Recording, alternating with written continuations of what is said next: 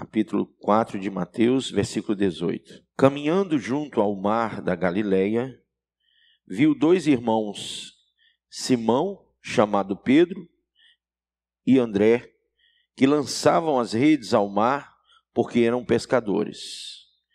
E disse-lhes: Vinde após mim, e eu vos farei pescadores de homens. Então eles deixaram imediatamente as redes e o seguiram. Passando adiante, viu outros dois irmãos, Tiago, filho de Zebedeu, e João, seu irmão, que estavam no barco em companhia de seu pai, consertando as redes, e chamou-os. Então eles, no mesmo instante, deixando o barco e seu pai, o seguiram.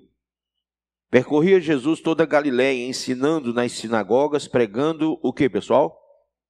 O evangelho do reino e curando toda sorte de doenças e enfermidades. Você vai grifar essas coisas que ele fazia, porque você tem que fazer também, tá? Algumas igrejas, elas não querem realizar essas coisas, mas é o que Jesus fez e é o que nós temos que fazer. Então a Bíblia diz que ele ensinava. Então ensinar é um ministério importante que nós temos que exercer. Pregar o evangelho, curar toda sorte de doença, seja qual for, né? Toda sorte de doenças e enfermidades. Amém? E a sua fama correu por toda a Síria. Trouxeram-lhe então todos os doentes, acometidos de várias enfermidades e tormentos, porque haviam também aqueles que eram possuídos de demônios, né? Endemoniados, lunáticos e paralíticos. E ele o quê? Ele os curou.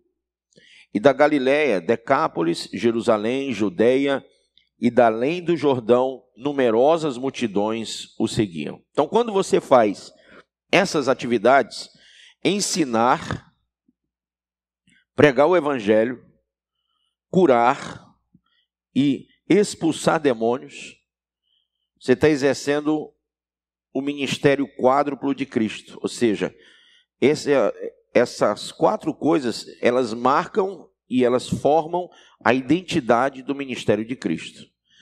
Glória a Deus. Então vamos aqui. Então, se estamos realmente seguindo Jesus, temos que ganhar almas para Ele. Amém? Temos que ganhar almas. Irmãos, se estamos realmente seguindo Jesus, temos que ganhar almas para Ele.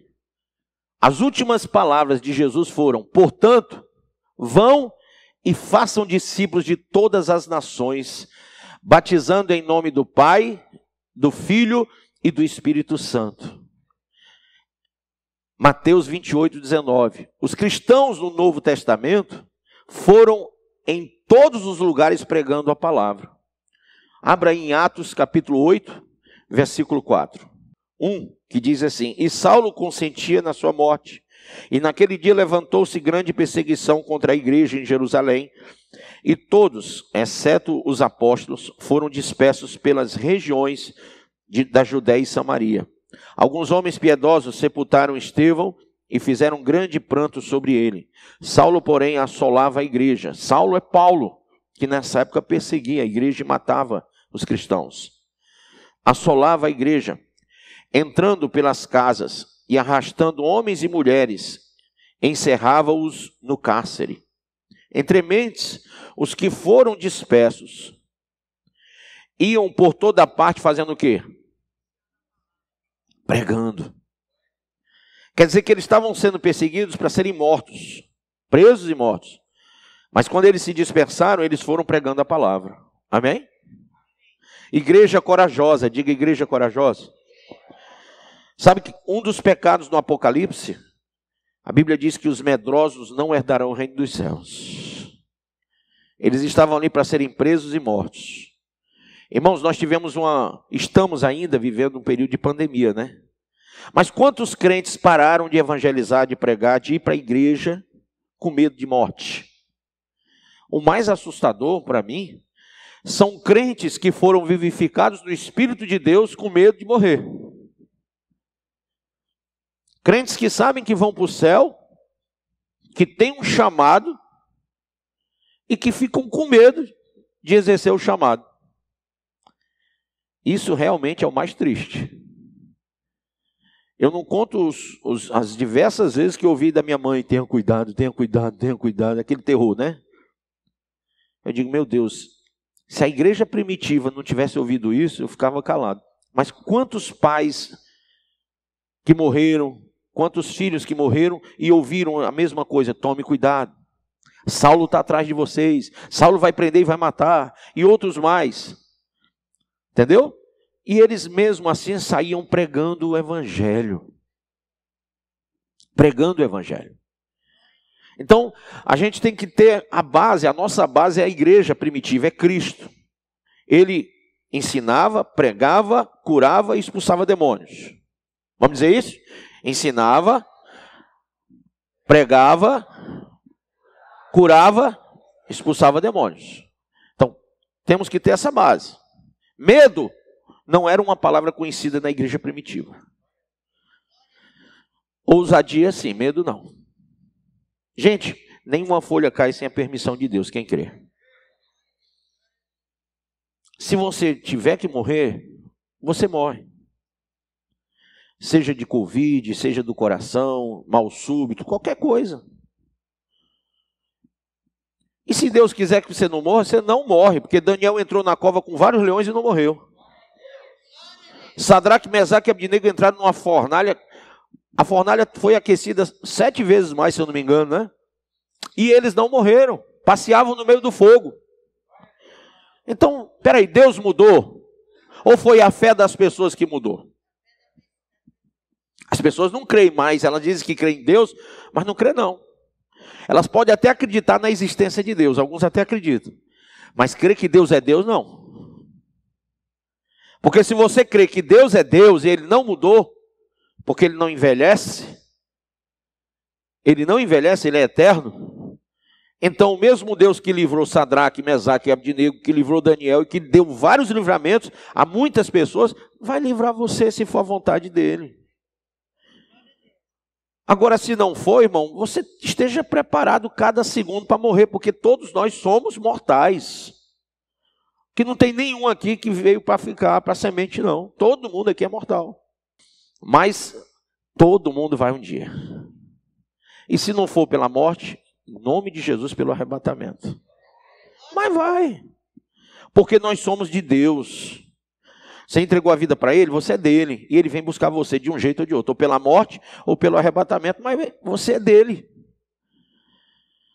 O ar que você respira é Ele que te dá. O fôlego de vida é Ele que te dá. O Senhor te deu, o Senhor vai tomar um dia. Os irmãos têm que ter essa consciência para não ficarem com esse medo. Medo não faz parte do cristão. Amém?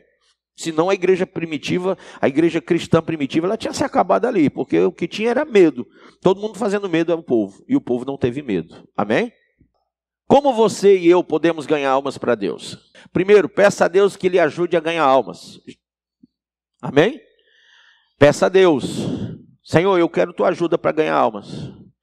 Ali diz, selecione pessoas por quem você vai orar. Comece a orar por pessoas. Como eu disse, você tem 10 pessoas para ganhar no mês de julho. Você colocou 10 nomes numa lista para orar? Então, ore pelas pessoas cada dia. Mantenha uma lista de oração e peça a Deus uma oportunidade de chegar nessas 10 pessoas, ou 20 pessoas, ou 50 pessoas. Qual é o seu objetivo? Você traça algum objetivo todo mês, todo dia? Ou você acorda sem objetivo nenhum? Qual é o seu alvo? Se você tem um, seja inteligente para não aceitar o fracasso. Amém? Seja inteligente para não aceitar o fracasso. O fracasso ele começa por você, não é pelos outros não. Ninguém faz você fracassar. A Bíblia diz que em Cristo somos mais que vencedores. Quem entende isso? Então você não é um fracassado. Só tem uma pessoa que nem o diabo pode fazer você fracassar. O diabo quer destruir a igreja, o diabo quer destruir a obra, o diabo. Gente, o diabo já foi vencido na cruz. Jesus nos deu autoridade para pisar na cabeça da serpente e do escorpião, e a Bíblia diz que as portas do inferno não prevalecem contra a igreja. O diabo é um bicho tão poderoso que quando eu digo de joelho ele fica. Mão para trás ele fica. Então cadê essa força toda que vocês tanto pregam quando alguém diz, o diabo quer acabar com a igreja. Ora, me conta outra, desde que o mundo é mundo, que o diabo quer acabar com a igreja. Olha, foi feito um trabalho para acabar com a sua vida. Me conta outra, já estou há 30 anos ouvindo isso. Eu não morri porque Deus não deixa. Amém? A Federação Espírita do Brasil já fez trabalho para me matar. Eu estou vivo, irmão. Já fizeram trabalho para eu pegar câncer, para eu pegar todo tipo de doença. Eu não pego nenhuma. Então, o que eu digo para vocês é que só vai quando Deus quer. Amém? Já passei por tudo, até sequestro. Já fiquei em cativeiro e não morri. Então não adianta, porque quem é de Deus o maligno não toca. Nem o maligno e nem qualquer outra pessoa, porque a Bíblia diz daquele que tocar no ungido do Senhor. Levanta a mão, diga assim, eu sou ungido de Deus. Diga de novo, eu sou um ungido de Deus. E ungido quer dizer separado para a obra. Todo mundo é ungido de Deus? Não. Ungido é aquele que é separado para fazer um propósito de Deus. Todo mundo é filho de Deus quando aceita Cristo, quando serve o Senhor, se torna filho de Deus, né? A Bíblia diz, a saber os que creem no seu nome. Amém. Agora, ungido é uma coisa diferente. Ungido é quem é separado. Se Deus dá uma ordem e você diz, puxa, eu vou me resignar a essa ordem, eu vou cumprir essa ordem, você está separado para ser ungido agora. A obediência faz de você ungido de Deus. A desobediência, ela é desproposital, porque quando você desobedece o chamado, você sai debaixo da unção, da consagração, da separação. Deus queria colocar você num lugar e você diz, não vou. Aí você começa a naufragar na fé, na vida cristã. Aí você diz, dá um exemplo. Jonas foi separado para fazer uma obra e ele disse, eu não vou. Vai para Nínive, eu vou para Tarsis. Ele não foi para onde Deus mandou. E ele naufragou e foi para o fundo do mar e virou comida de baleia, não foi? Por quê? Porque ele saiu da unção, ele saiu da consagração, ele saiu daquilo que era propósito de Deus para a vida dele. Nós não podemos sair do propósito de Deus para a nossa vida. Amém? Ficar firme quer dizer não ser atingido. 1000 cairão ao teu lado, 10.000 à tua esquerda, mas tu não serás atingido. Ficar firme quer dizer isso. Se você não ficar firme, se você der um passinho para a direita ou um passinho para a esquerda, sai debaixo da unção.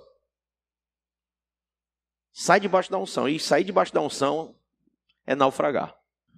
Exemplo, Senhor, coloque algumas almas em meu coração e mostre seu amor para essas almas através de mim. Amém? Senhor, peço eu humildemente sua ajuda para ganhar aquela alma. O nome da pessoa. Amém? Segundo, viver uma vida conforme a vontade de Deus antes de pregar para as pessoas. Jesus disse, vocês são a luz para o mundo. Não se pode esconder uma cidade construída sobre um monte. Ninguém acende uma lamparina para colocar debaixo de um cesto. Pelo contrário, ela é colocada no lugar próprio para que ilumine todos os que estão na casa. Assim também a luz de vocês deve brilhar para que os outros vejam as coisas boas que vocês fazem e louvem o Pai de vocês que está no céu. Amém? Então não existe obreiro 007. Obreiro que, não, eu não quero vestir fardo, eu não diz que eu sou obreiro, não. Deixa eu aqui no meu cantinho. Irmãos, você não pode ficar no lugar que você quer, você tem que estar no lugar que Deus quer que você esteja. E Deus, Ele é sábio. Quando Ele vê que você tem um chamado e você realmente é submisso ao chamado, o que é que Ele faz? Ele coloca você num lugar mais alto para que todos vejam o seu testemunho e a sua palavra. Bispo, esse lugar mais alto, no caso de Pedro, foi uma cruz pendurada de cabeça para baixo. Para muitos foram decapitados. Eles foram mártires para que nós olhássemos para eles e disséssemos, esses caras me iluminaram. A luz deles resplandece em mim. Quando Pedro pregou e 5.000 almas se converteram, 3.000 almas, né? Se converteram, ele trouxe luz para mim como pregador. Puxa, eu quero pregar para 3.000 almas. Amém? Eu não quero pregar só para 40 pessoas numa igreja. Eu quero que a igreja esteja lotada, porque eu quero pregar para 3.000 almas. Quem entendeu isso? Tem gente que diz que o nome disso é soberbo, orgulho. Não, irmão. Isso é chamado. Pregador que não tem visão de igreja grande, não é pregador. Não é ganhador de alma. E o pregador, ele não começa em cima do púlpito da igreja, não. Eu comecei aí onde você está, olhando meu pastor pregando e dizendo, eu quero pregar também. Queridos, se você pedir, Deus vai fazer. Mas você tem que corresponder o que ele está fazendo por você, como pregador. O pregador, ele tem que ter visão de muitas almas. Quem já ouviu aquele ditado que diz assim, é melhor qualidade do que quantidade? Quem já ouviu isso? Isso é uma mentira do cão. Senão não tinha lá no chamado, ide por todo mundo, tinha dito assim, vá até o seu bairro. Concorda? Vá lá no vizinho.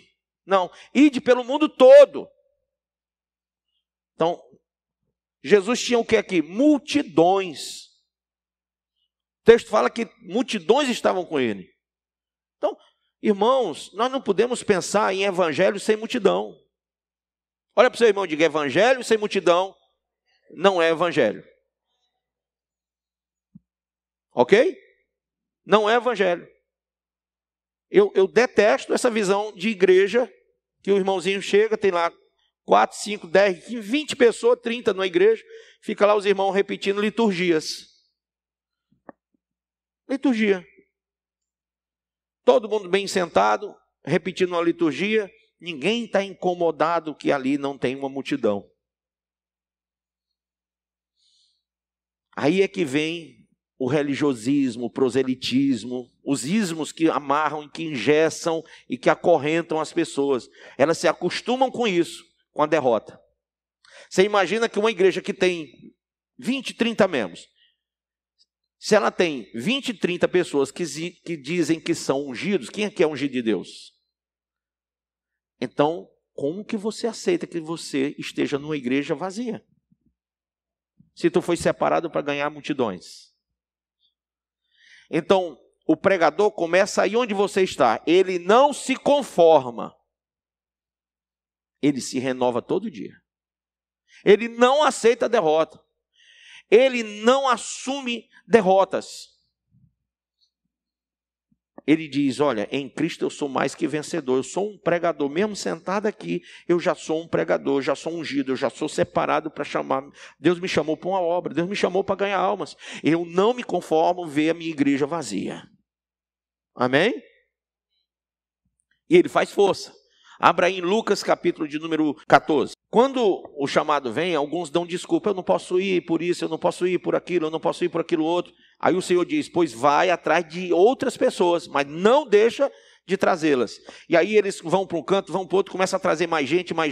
Aí o Senhor vem, depois que eles trouxeram mais gente, versículo 22. Depois lhe disse o servo, Senhor, feito está como mandaste, e ainda há lugar. Esse tem ou não tem chamado? Tem. Por que ele tem chamado? Porque ele disse, eu não me conformo, eu fiz do jeito que o Senhor mandou, ainda tem lugar na igreja, ainda tem cadeira vazia, ainda tem lugar, eu não me conformo com isso. Ele está dizendo para o Senhor. Isso agrada a Deus. Deus se agrada com esse tipo de servo que diz, eu não me conformo, eu fiz, mas ainda tem lugar.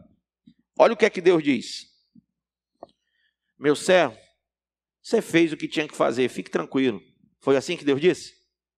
Não. Fique calmo. Não. Olha o que Deus diz. 23. Respondeu-lhe o Senhor, sai pelos caminhos e atalhos e o que, pessoal? Obriga, força. Você está vendo a ordem que foi dada? Caramba, você imaginou que Deus ia fazer isso? Dar uma ordem para alguém ser obrigado a entrar? O que você acha? Força-os, obriga-os. Isso é no sentido físico? Pegar e empurrar para dentro da igreja? Não. Isso é uma força espiritual. É uma luta que você tem que travar contra o inferno. Porque o inferno faz força para a pessoa ir para lá. Todo dia. E você tem que fazer força para ela vir para cá. É uma briga grande de foice. Então ele diz assim, e obriga a todos a entrar. Qual é o fundamento? Para que fique cheia a minha casa. Como é que a casa tem que estar? E como é que está a sua igreja? E você que tem chamado, está conformado? Você que é ungido? Você vai para o culto hoje como? Sem ninguém? Só você carregando sua Bíblia? O que está acontecendo com você que diz que é separado? Porque tem os que são, porque se separaram realmente, entendem isso, entendem o chamado. E tem os que dizem que são, mas não fazem força nenhuma. E a ordem é que faça força. Diga comigo, ninguém é obreiro sem fazer força. Devemos ter uma vida obediente de integridade e fé. Devemos amar mesmo quando outros odeiam e perdoar mesmo quando outros guardam rancores. Temos de manter a confiança mesmo quando os outros estão em pânico e ser honestos mesmo quando todos à nossa volta não são. Não que vamos ser perfeitos, afinal só Cristo não tinha pecado. Mas temos que ter um crescimento espiritual e amadurecimento na vida para que os outros reconheçam e respeitem a nossa fé. Quem aqui já foi civil no exército? Eu sou da reserva, você também, né? Então vamos lá. Quando você vai para o exército, você não veste o que quer, você não come na hora que quer, você não vai para onde quer na hora que quer, você não faz o que quer. Quando você vai para um exército, tudo é ordenado. A obra de Deus é um exército. Me desculpem se você ainda está no período da fralda, do leitinho, da mamadeira. Você tem que estar lá. Mas quando você pisar na seara, são poucos os ceifeiros. Então você vai ter que fazer o dobro, o triplo, o quádruplo, porque tem muita obra para fazer. Você vai ser exigido fazer e ordenado fazer. Se você não tem espírito de submissão e não tem visão de chamado, você vai ser um rebelde de farda. 1 Coríntios 15, 33. Não vos enganeis, as más conversações corrompem os bons costumes, vigiai justamente e não pequeis, porque alguns ainda não têm o conhecimento de Deus. Digo para a vergonha vossa. Saibam o evangelho, estejam sempre preparados para responder com sabedoria. Pedro disse, antes santifiquem Cristo como o Senhor em seu coração. Estejam sempre preparados para responder a qualquer pessoa que pedir razão da esperança que há em vocês. Amém? Então tem que ter conhecimento, tem que ter sabedoria, tem que saber agir também com as pessoas. 6. Se a oportunidade certa não vem, naturalmente, crie uma, seja estratégico, crie uma oportunidade. Às vezes a gente espera muito tempo procurando apenas um momento certo para convidar alguém para a igreja ou para compartilhar com eles a mensagem do evangelho. Mas se esse momento não vem e a pessoa morre, porque você está esperando, quem foi que disse que você deve esperar? Você deve agir. Aquela pessoa é mortal que nem você. Ela morre e você não prega para ela o que você está esperando. Crie uma oportunidade, gere uma situação, amém? Deixe os resultados com Deus. E disse Jesus, sigam-me e eu vos farei pescadores de homens. O trabalho de todo cristão é ganhar almas para Jesus. Mas como podemos fazer isso? Falando sobre Jesus para outras pessoas. Deus nos usa para espalhar o evangelho pela terra. Todos precisam ouvir o evangelho, porque somente Jesus salva. Nós podemos falar, mas é o Espírito Santo que convence. A salvação é um dom de Deus. A glória toda da salvação pertence a Ele. Não há quem evangeliza. No entanto, nosso papel é muito importante. A fé vem pelo ouvir a mensagem. E para isso é preciso que alguém pregue a mensagem. Esse é o nosso trabalho. E é assim que ganhamos almas. Ou seja, você não tem a obrigação de convencer. Quem convence é o Espírito Santo, mas quem prega somos nós. Viu? Ganhar almas na Bíblia. E disse Jesus: sigam-me e eu vos farei pescadores de homens. Então Jesus aproximou-se deles e disse: foi-me dado toda a autoridade nos céus e na terra. Portanto, vão e façam discípulos de todas as nações, batizando-os em nome do Pai, do Filho e do Espírito Santo, ensinando-os a, o que, pessoal? Obedecer a tudo o que eu ordenei a vocês, e eu estarei sempre com vocês até o fim dos tempos. Mas receberão poder quando o Espírito Santo descer sobre vocês. Então, você tem que buscar o Espírito Santo constantemente. Quem tem um celular, quando ele descarrega, o que é que você faz? Bota para carregar. Crente que não busca o Espírito Santo, descarrega. Tem que estar constantemente buscando o Espírito Santo para não dar vacilo. Amém? Então, quando você busca o Espírito Santo, ele desce sobre a sua vida e você se torna testemunha. Não é só com palavra não, é com vida, porque o Espírito Santo está em você. Amém? E olha o que ele diz: e serão minhas testemunhas em Jerusalém, Judeia, Samaria e os confins da terra. Então, a sua obra não é só no seu bairro não, é toda a Fortaleza. É que se você for mandado para ir para outro estado, para outro país, você tem que ir, porque é até os confins da terra. Mas eu afirmo que é para o bem de vocês que eu vou. Se eu não for, o conselheiro não virá para vocês. Mas se eu for, eu o enviarei. E quando ele vier, convencerá o mundo do pecado, da justiça e do juízo. João 16, 7, 8. Jesus falou do Espírito Santo. Outro versículo. E disse-lhes: vão pelo mundo todo. Pelo mundo todo. Vão pelo mundo todo e preguem o quê? O evangelho. A todas as pessoas. É só para quem você quer? Não. Quem crê e for batizado será salvo. Mas quem não crê será condenado. Estes sinais acompanharão os que crerem. Olha só que coisa linda. Disse Jesus: em meu nome expulsarão demônios. Está vendo aí? Falarão novas línguas. Pegarão em serpentes. E se beberem algum veneno mortal, não lhes fará mal nenhum. Imporão as mãos sobre os doentes e eles serão o quê? Ficarão curados. Olha como Jesus mandou. Curar enfermos, expulsar demônio.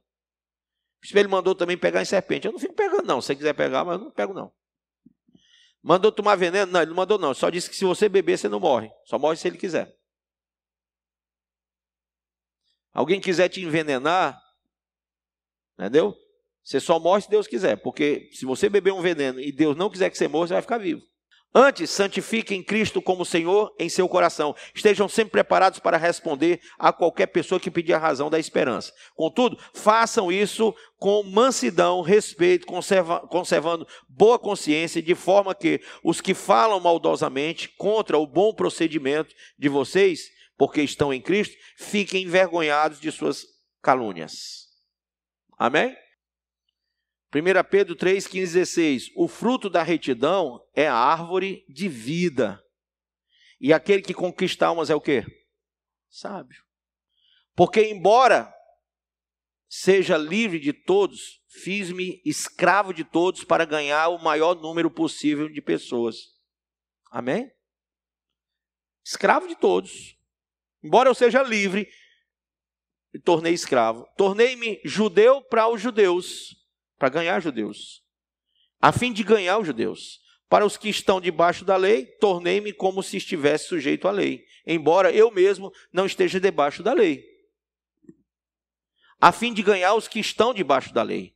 Para os que estão sem lei, tornei-me como sem lei, embora não esteja livre da lei de Deus, e sim sobre a lei de Cristo, a fim de ganhar os que não têm a lei.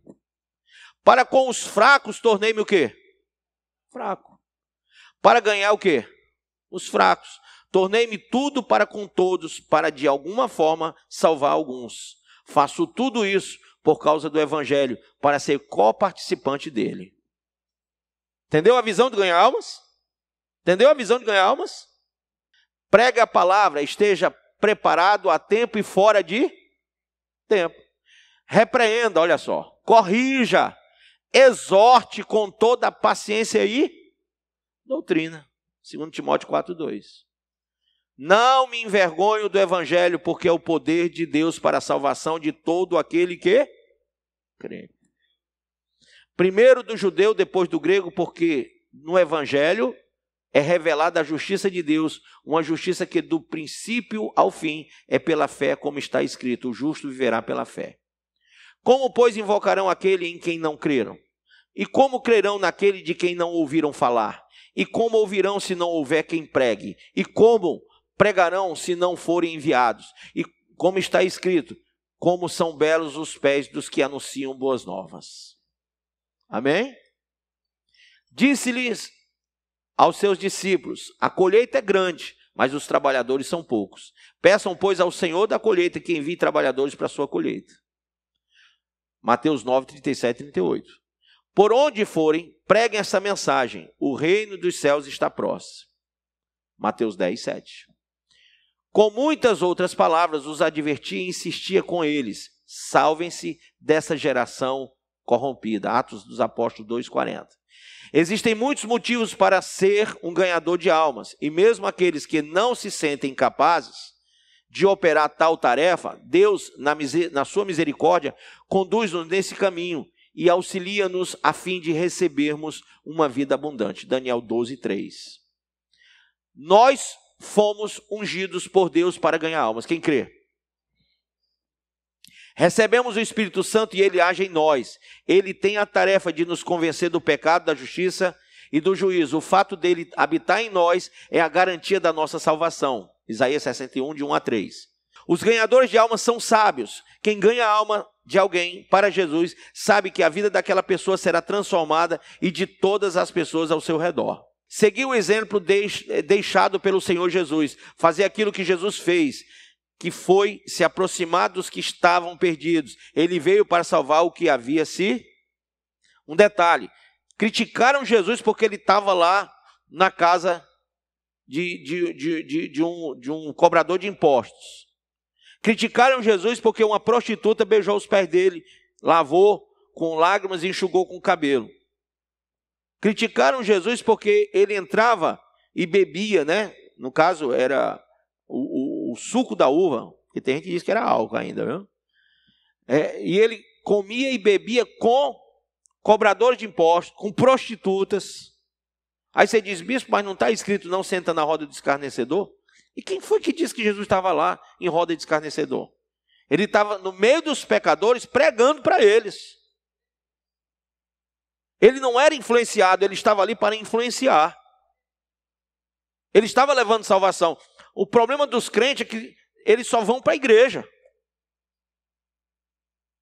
Eles não querem entrar na roda lá dos traficantes, dos assaltantes, das pessoas que estão precisando. Você vai ver tanta moça hoje se perdendo, se prostituindo. Cadê que chega uma crente lá? Cadê que chega um rapaz crente para pregar para aquela pessoa? Não prega. Não, porque eu sou melhor do que eles, porque eu não posso sentar na roda dos escarnecedores. Peraí, santarrão. Tu veio para ganhar a alma do pecador. Mas se tu não tem peito para entrar lá e trazer as almas para Deus, é outra coisa. Se teu evangelho é tão fraco que se tu for, tu fica por lá mesmo, tá ruim. Você tem medo de quê? De ser atraído pelo pecado? Então você não se converteu. Porque em Cristo nós somos nova criatura. Você já morreu, agora é Cristo que vive em você. Você tem medo de quê?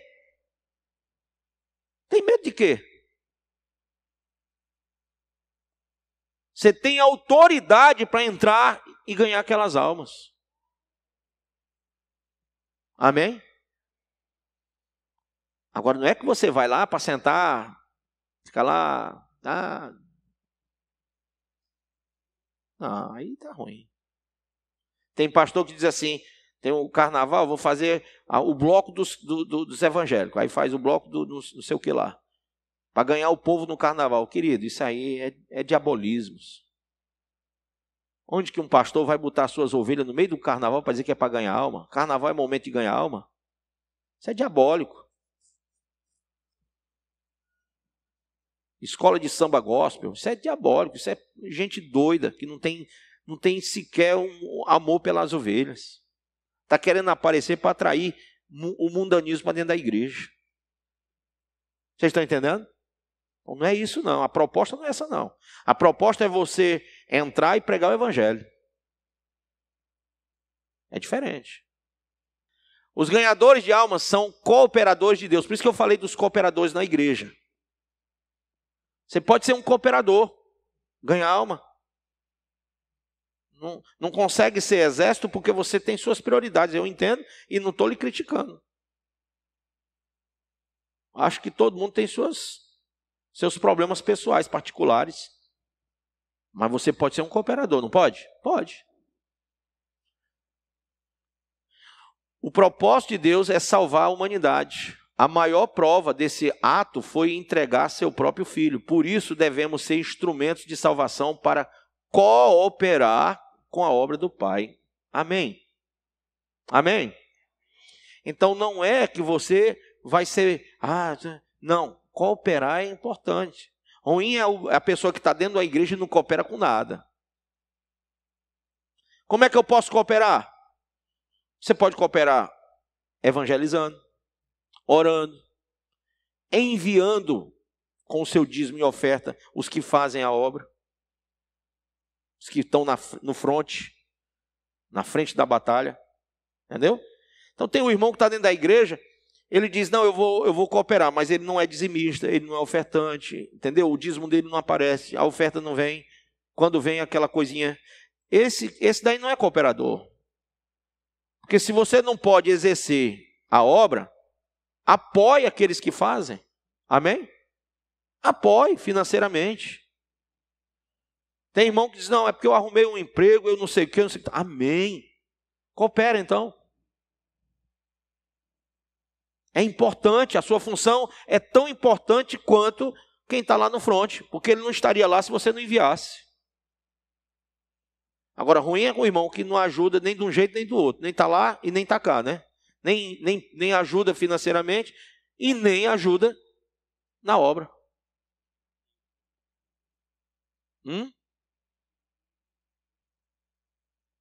Jesus ordenou todos os cristãos que fizessem discípulos.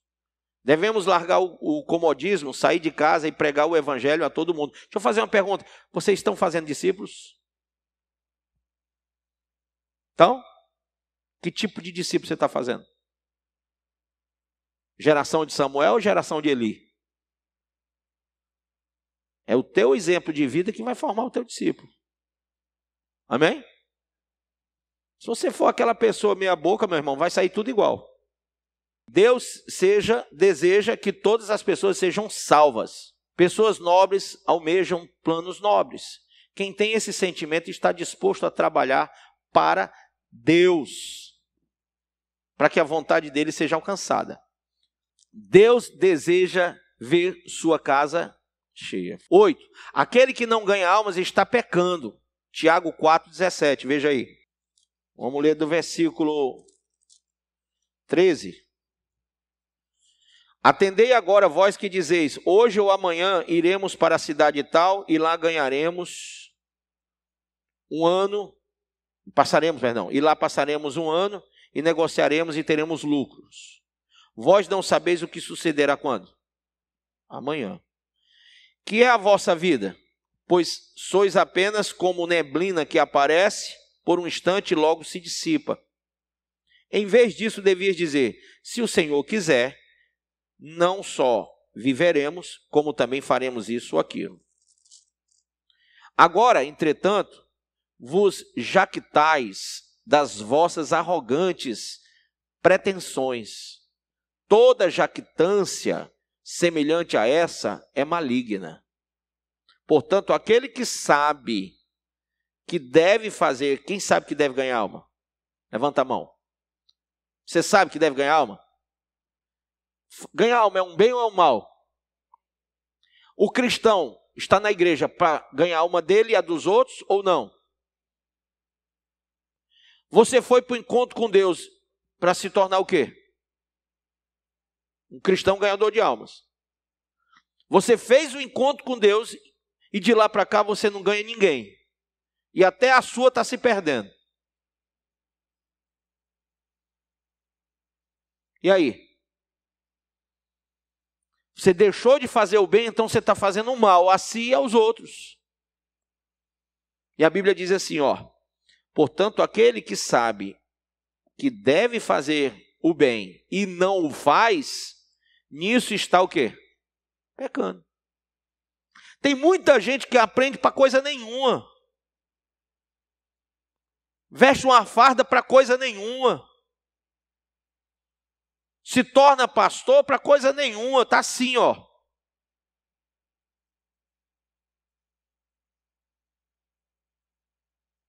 Isso é ruim. Isso é ruim. Você tem que ter um propósito de vida ligado direto com o trono da graça de Deus. Amém? Você sabe o que deve fazer? Sabe que deve ganhar almas? Que a sua e a dos outros tem que ser ganha? Então por que você não está fazendo isso? Tem que fazer, irmão. Está pecando. Jesus vem, você vai ficar. Porque você tirou a mão do arado. Afinal de contas, ganhar almas é uma coisa que depende de minha vontade? Não. Não. Quando Jesus disse, ide por todo o mundo, ele disse o quê? Ele pediu ou ele ordenou? Ele deu uma ordem. Vai, força-os a entrar, para que a minha casa esteja cheia. Isso é um pedido ou é uma ordem? Você está cumprindo? Então está pecando. Se não está cumprindo. Mas eu não tenho obrigação nenhuma. Quem tem essa obrigação é o pastor da igreja. Você está muito enganado. Isso é um trabalho para todo cristão, para todo membro do corpo de Cristo. Amém? Eu estou aqui para ganhar a sua alma. Porque se eu não ganhar a sua, você não ganha de ninguém. Vamos lá. Deus teve misericórdia de nós, Efésios 2, versículo 3 ao 5, passa. Não é misericórdia humana, é uma misericórdia divina. E ela tem por alvo resgatar a pessoa e não de resolver os seus problemas. Os nossos problemas acabam quando somos salvos da morte eterna. Porque os outros problemas você vai ter sempre. Não tem esse negócio de eu me converti e não tenho mais problema. Todo mundo tem problema. Todo mundo tem, seja financeiro, seja de todas as áreas. Todo mundo tem problema. O problema maior, que era ir para o inferno, você não tem mais. Amém? Esse é o nosso chamado e ministério prioritário. 1 Coríntios 5, 18 ao 20, Pedro 2, 9. Um dos principais propósitos de Deus é resgatar almas. E como embaixadores de Cristo, representamos a mais intensa vontade dele. Então não pode ter ódio no meio da igreja. Não pode ter mágoa no meio da igreja. Não pode ter briga no meio da igreja, porque o ministério dado é o da reconciliação. Isso quer dizer que você vai ter que estar pronto para perdoar. Amém? Quando alguém começa a manifestar ódio dentro da igreja, se alguém provou que ele não é cristão. Não é cristão. Tá? E uma coisa que eu quero passar para vocês, Deus trata com cada um de forma individual. Pergunta assim, por que, bispo? Porque só ele conhece cada um de forma individual. Só ele. Eu conheço a sua vida? Então como é que eu vou tratar com você de uma coisa que eu não sei? Eu sei os seus motivos, as suas... Não sei. Então, às vezes um irmão ou outro quer julgar o outro. O irmão não julgue a ninguém, porque você não sabe o que o outro está passando. Ore pela vida dele. rogue ao Pai que o abençoe, que o levante. Mas não bata, não fira, não magoe o seu irmão. Nele está o sangue do Cordeiro de Deus. Você não pode bater no sangue do Cordeiro de Deus, irmão. É corpo de Cristo. Você quer ser mais um daqueles que açoitaram o corpo? Quando um irmão bate no outro na igreja, ele está açoitando o corpo de Cristo. Ele não é diferente daqueles romanos, não. Olha quantas chibatadas. As chibatadas que eu levei na minha vida cristã foi de crente. Porque ímpio não se incomoda com a igreja não, irmão. O ímpio quer fechar a igreja e ponto. Quem bate em pastor é crente. Quem fala mal de igreja é crente.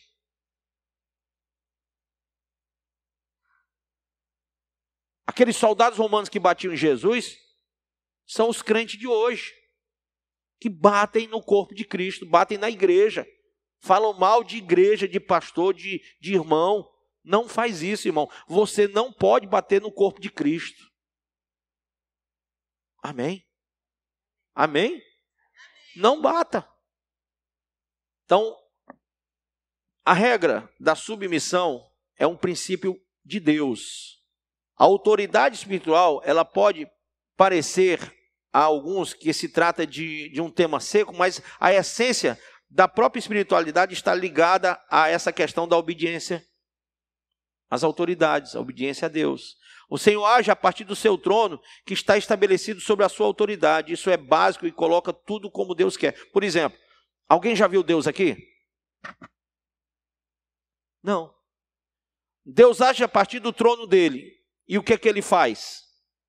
Ele levanta as suas autoridades. A Bíblia diz que todas as autoridades são constituídas por Deus e não há autoridade que não seja do Senhor. Amém? Então, ele, do seu trono, do seu governo, ele levanta autoridades. Aí nós queremos discutir com a autoridade que Deus levantou? Caramba! O jeito de Deus governar é através de autoridades. Olhe na Bíblia. Os patriarcas, os profetas, os reis, os apóstolos. Deus levantou autoridades. A igreja primitiva tinha diáconos, presbíteros, pastores, mestres, apóstolos. E aí? Autoridades constituídas para que a igreja se tornasse igreja. Nós não podemos interferir na hierarquia santa. Amém? Princípio divino. Deus é autoridade em si mesmo. E tudo que no mundo, cosmos, existe é sustentado pela palavra do poder de sua autoridade. O qual, sendo o resplendor da sua glória e a expressa imagem da sua pessoa, e sustentado todas as coisas pela palavra do seu poder, havendo feito por si mesmo a purificação de nossos pecados, assentou-se à destra da majestade nas alturas. Nada sobrepuja a autoridade de Deus no universo. Logo, é indispensável para todo aquele que deseja cooperar com o Senhor, conhecer a autoridade de Deus. Entrar em contato com a autoridade do Senhor é o mesmo que entrar em sintonia direta com Deus. A maior das exigências que Deus faz ao homem não é a de carregar a cruz, servir e fazer ofertas, ou negar-se a si mesmo. A maior das exigências é que obedeça. Tem, porventura, o Senhor tanto prazer em holocaustos e sacrifícios, quanto em que se obedeça a sua palavra? Eis que obedecer é melhor do que sacrificar, e o atender melhor do que a gordura de carneiros. Diante disso, rejeitar uma ordem de Deus é o mesmo que ir contra o próprio Deus. Amém? No reino de Deus está implícita a dependência a tudo o que o Senhor determina, isto é, sendo-lhe completamente submisso. Jesus prega o evangelho do reino porque conhece o problema principal do homem, a sua independência para com Deus. O diabo, os demônios se submetem a quê? A nossa ordem. Jesus deu autoridade em seu nome. E os demônios obedecem. O bicho mais ruim que tem na face da terra são demônios, né? E eles obedecem. autoridade delegada. Romanos 13:1. O princípio de autoridade delegada é que rege todas as relações do homem com o homem. Então Deus delegou a autoridade, você tem que estar submisso. Bem como do homem para com Deus. Todas as coisas estão debaixo desse princípio. Nada está solto. Este é um princípio de ordem e paz, nunca de confusão. Deus assim criou todas as coisas, mas ao rebelar-se, Lúcifer gerou a confusão. E pior, está levando todos os homens a viverem debaixo do princípio de rebelião. Como funciona o princípio de autoridade delegada? Na Trindade temos que o Pai é igual ao Filho, que é igual ao Espírito Santo. Na essência, os três são iguais. Todavia, o Pai, o Filho e o Espírito Santo são diferentes nas funções. O Pai enviou o Filho. O Filho veio. O Filho foi obediente ao Pai. O Filho enviou o Espírito Santo. O Espírito Santo o quê? Veio. E o Espírito Santo é obediente ao Filho. Amém?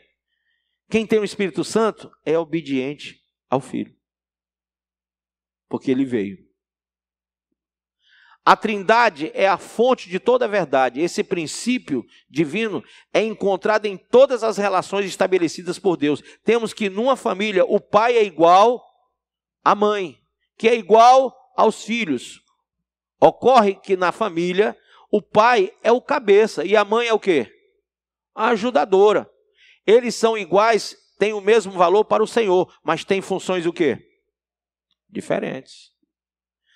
Há uma tendência de se pensar que se submeter é ser inferior. Jesus nunca foi inferior ou menor que o Pai pelo simples fato de lhe ser submisso. Pelo contrário, Jesus Cristo tem o nome que está acima de todo nome. Quando você expulsa demônio, você diz em nome de Deus. Você diz em nome de quem? Jesus. Quando você cura enfermo, em nome de Jesus. Está acima de todo nome. Viu? E Jesus não foi desobediente ao Pai. Foi submisso. Temos que entender que entre iguais há uma relação de autoridade e submissão. Isso faz parte da ordem divina. As autoridades delegadas estão em todas as áreas de nossas vidas. Um discípulo do Senhor deve, onde estiver, procurar saber quem é a autoridade delegada para ela se submeter. Por exemplo, eu sou bispo. Deus delega autoridade em todas as áreas da vida. Na vida civil, no trabalho, na família e na igreja. Olha os textos. Amém? Todo discípulo do Senhor, onde estiver, procura saber quem é a autoridade para a ela se submeter. Não há espaço para super espiritual. O problema do super espiritual, quem é este? É aquele que aparenta espiritualidade, mas esconde uma grande rebelião e que traz muito dano ao corpo de Cristo. O super espiritual costuma dizer, eu só obedeço a Cristo, o Senhor. Quer dizer, não obedece a ninguém na igreja. Não estou sujeito a nenhum homem. Ou então aquela, não trabalho para homens. É o super espiritual. Isso é loucura. Toda vez que se diz, Deus, quero te obedecer, o Senhor responde bem claro e preciso. Ótimo, então obedeça ao teu marido, ao teu pai, ao teu chefe, ao teu pastor. Aí aparece o super espiritual declarando, não, eu só obedeço ao Senhor, a ninguém mais. Só obedeço o que tu me falares pessoalmente. E o pai responde com toda firmeza, mas o meu desejo é que me obedeças através deles. Regularmente escutamos essa outra resposta.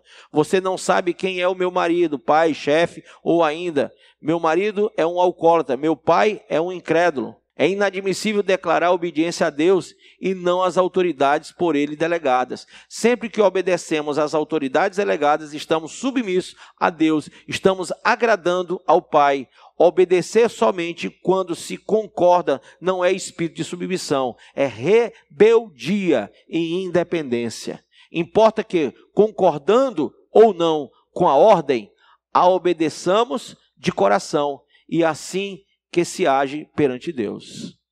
Enquanto não reconhecemos as autoridades delegadas sobre nós, não chegamos à maturidade nem ao alvo. Precisamos de guias que nos levem pelas mãos para que não fiquemos no caminho sem atingirmos o alvo. Jazem nas trevas de todos os caminhos, como o antílope na rede. Isaías 51, 17 ao 20. Os homens esperam que a igreja apareça e os tome pelas mãos, guiando-os, levando-os pelo caminho em que devem andar. Submissão, um princípio de Deus. O que é submissão? Não é uma obediência externa, nem tampouco quando controlado. Submissão é prestar obediência inteligente a uma autoridade delegada. É exteriorizar um espírito submisso, mesmo quando ninguém está por perto. É renunciar à opinião própria quando se opõe à orientação daqueles que exercem autoridade sobre nós. Amém? Quando é que aprendemos o que é submissão? Quando é? Quando é que nos convertemos? Quando aceitamos o senhorio de Cristo sobre nossas vidas? Quando verdadeiramente renuncio a tudo o que tenho, nego a mim mesmo, tomo a cruz e sigo ao Senhor, sigo submisso às direções e orientações que recebo das autoridades delegadas.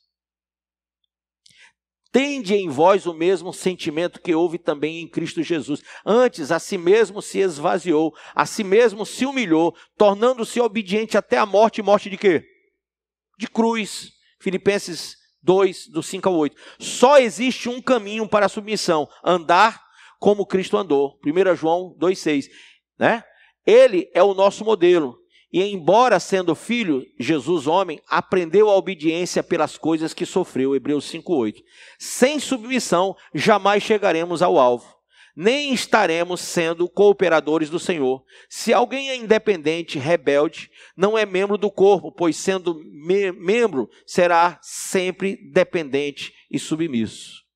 Como pode um membro subsistir no corpo se não se submeter às ordens da cabeça? Assim também nós não podemos subsistir no corpo de Cristo se não formos sujeitos às autoridades delegadas. Quando uma mulher não se submete ao seu marido, ou quando um filho não obedece a seu pai, ou quando o empregado não acata a ordem de seu chefe, ou quando um discípulo não se submete às autoridades, é porque estão cheios de si mesmos. Quem está cheio de Cristo está cheio de obediência. O evangelho do reino aniquila com a independência do homem, bem como com a rebeldia. Faz do homem um ser submisso. Os frutos da sujeição. Quando o homem vive no princípio da submissão às autoridades delegadas por Deus, ele desfruta de benefícios desejados por todos os homens, a saber, paz, ordem e harmonia no corpo de Cristo, edificação e formação de vidas, unidade e saúde na igreja, cobertura e proteção o quê? Espiritual. Autoridades delegadas na igreja. A igreja de Cristo é governada por Cristo e não pelo povo. Não existe democracia na igreja, porque a igreja não é do povo, é de Deus. Amém? O que existe é a teocracia. O governo de Deus através de suas autoridades delegadas. É impossível edificar alguém que não se submete à autoridade. Não há nada mais frustrante do que apacentar cabras e bodes. Um filho espiritual obedece naturalmente. Amém? Qual é o propósito da autoridade na igreja? Para cumprir a grande comissão e de fazer discípulos. A autoridade está para ensinar, educar na justiça, instar, aconselhar, ordenar, corrigir, consolar, repreender, disciplinar, animar e abençoar. Mulheres, sujeitem-se cada um a seu marido como o Senhor, pois o marido é o cabeça da mulher, como também Cristo é o cabeça da igreja, que é o seu corpo, do qual ele é o Senhor. Assim como a igreja está sujeita a Cristo, também as mulheres estejam em tudo sujeitas a seus maridos. Maridos, ame cada um a sua mulher, assim como Cristo amou a igreja e entregou-se por ela, para santificá-la, tendo purificado pelo lavar de água mediante a palavra, e para apresentá-la a si mesmo como igreja gloriosa, sem mancha, nem ruga, ou coisa semelhante, mas santa e inculpável. Amém? Quero que vocês entendam uma coisa. Princípio de autoridade não se discute.